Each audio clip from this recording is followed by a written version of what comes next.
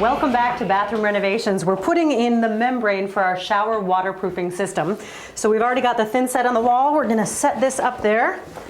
The top of the waterproof membrane doesn't need to reach tight to the ceiling, since the water will always fall below the level of the shower head.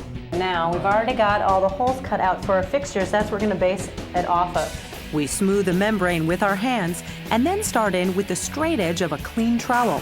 And we're being really careful not to poke those sharp edges into our waterproofing membrane. That would be bad. We're using a cement finish trowel to smooth the membrane against the wall, working from the center out to ensure that there are no air bubbles behind the membrane. We don't need any tile. It's beautiful as it is.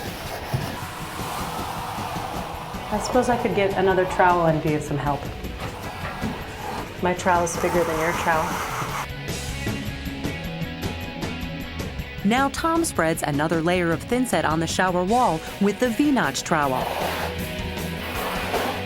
And we set the second membrane piece on the wall.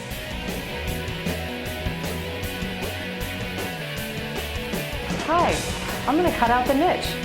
All right, let's find the center of it. And then we'll thin set that in and go over it again in the spots that it isn't covered with extra membrane that we have in the other room. I mudded in the extra pieces to cover the entire shower niche, and while I trim them down, Tom spreads more thinset on the wall. I go the other way up the wall so people can spilling on the floor. What a good tip. All right, so that's the last wall, and then we will be moving on to the floor. Nice That's cleaning it. job. You can come to my house any day. All right. Yeah, you're much better at that than me. Well, now that we have the membrane down and our waterproofing is done, guess what I mixed up for us? Some more thin set. Some more thin set. I bet you're How never going to exciting. want to look at this stuff ever again. No, ever. it's fun.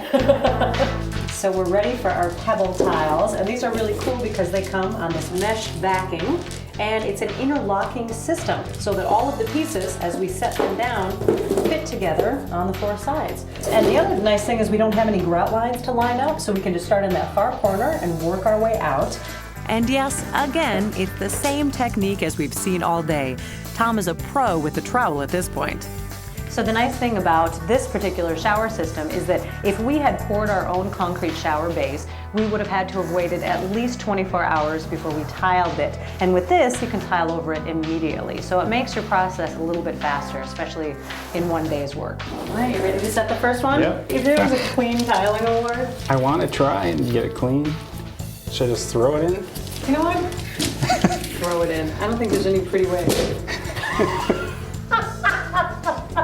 We'll go back with a wet sponge to clean the thinset off the pebbles before it dries. I have an idea for the next one. Okay, what's your idea?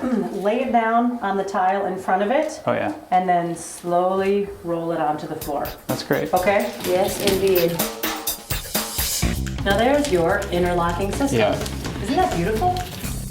Oh, that looks really cool. I'm gonna get that other I'm one. starting to see the pattern. 3, 2, open. Oh yeah. Yeah. Clever. This is my specialty. Even the pros make messes with thinset. It's impossible to avoid. Luckily, it cleans up easily with a wet sponge. I think we're good for There we now. go. I promise you, after we finish this floor, we are done with thinset for today. For today.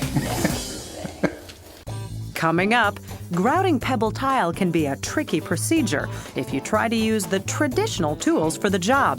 Put away the grout float and save a ton of time. That's next on Bathroom Renovations.